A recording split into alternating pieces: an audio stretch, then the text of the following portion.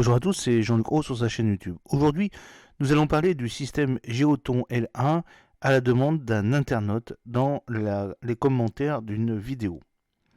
Alors vous avez sur la vidéo une première photo d'un relevé réalisé à l'aide de l'équipement optoélectronique à haute résolution Géoton L1 qui est à l'intérieur d'un nouveau satellite espion russe. L'équipement optoélectronique Géoton 1 avec SPP1 Sangour One U a réalisé donc la photographie que vous voyez avec des surfaces de la Terre et de l'eau dans des canaux panchromatiques et multispectraux,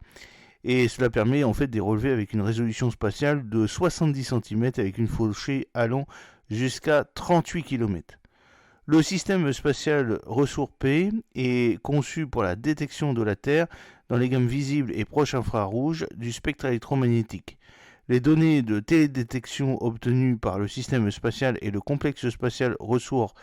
P devraient être utilisées normalement, selon les sources, pour résoudre les problèmes suivants. Mais pas que, puisque ça peut être également utilisé d'un point de vue militaire, pour voir les sources de chaleur ou bien pour voir ce qui est enterré grâce à des capteurs multispectraux qui permettent de voir la pose de mines, puisque en fait compte, lorsque la Terre est un peu remaniée, et ben on voit en fait compte les endroits où la Terre a été remaniée, et donc de ce fait on peut voir la pose de champs de mines. Alors, ça peut aussi servir à des points de vue civils, comme c'est prévu au départ, avec l'inventaire et la surveillance de ressources naturelles, les terres agricoles, forestières, les pâturages, les zones de pêche aux fruits de mer et le contrôle du processus économique pour garantir des activités rationnelles dans les secteurs rural, forestiers, de la pêche, de l'eau et d'autres secteurs de l'économie. C'est aussi pour surveiller les zones d'urgence afin d'identifier les catastrophes naturelles, les accidents, les catastrophes, ainsi que d'évaluer leurs conséquences afin de planifier des mesures de rétablissement. C'est aussi pour créer et mettre à jour des cartes géographiques générales, très utiles aussi pour la guerre, thématiques topographiques à différentes échelles et création d'un cadastre foncier. C'est aussi pour contrôler la pollution et la dégradation de l'environnement, y compris le contrôle de l'environnement dans des domaines de l'exploration géologique et de l'exploration minière, identification et étude de la pollution de l'environnement. Donc on peut voir aussi des traces au sol de polluants provenant en fait de chars, puisque on sait très bien que les chars consomment beaucoup de carburant. Donc on voit les traînées en fait de retombées de carburant non brûlé,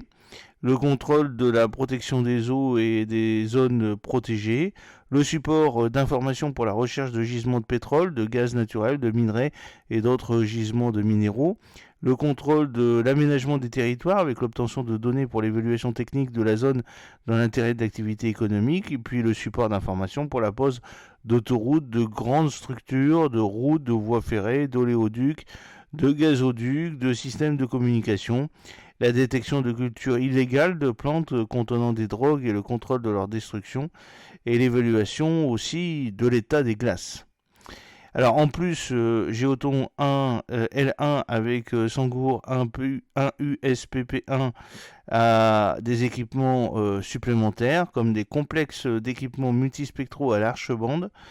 et des équipements hyperspectraux. Donc là très très très important pour voir en réalité l'avènement de certaines pousses et donc retracer les mouvements terrestres précédents. Et puis il y a aussi bien entendu un équipement embarqué du système de communication radio à haut débit, donc qui pourra être utile pour les communications également des forces russes pour leur déploiement. Donc l'activation simultanée de tous ces équipements ciblés a été autorisée et est déjà utilisée dès à présent. L'organisation principale qui a développé le satellite Ressource P est le RKTS Progress, c'est l'exploitant du complexe spatial et le centre scientifique de surveillance opérationnelle de la Terre, le SCOMZ du holding Russian Space System qui assure la réception et le traitement des informations satellitaires.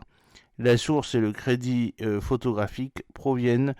directement de Roscosmos.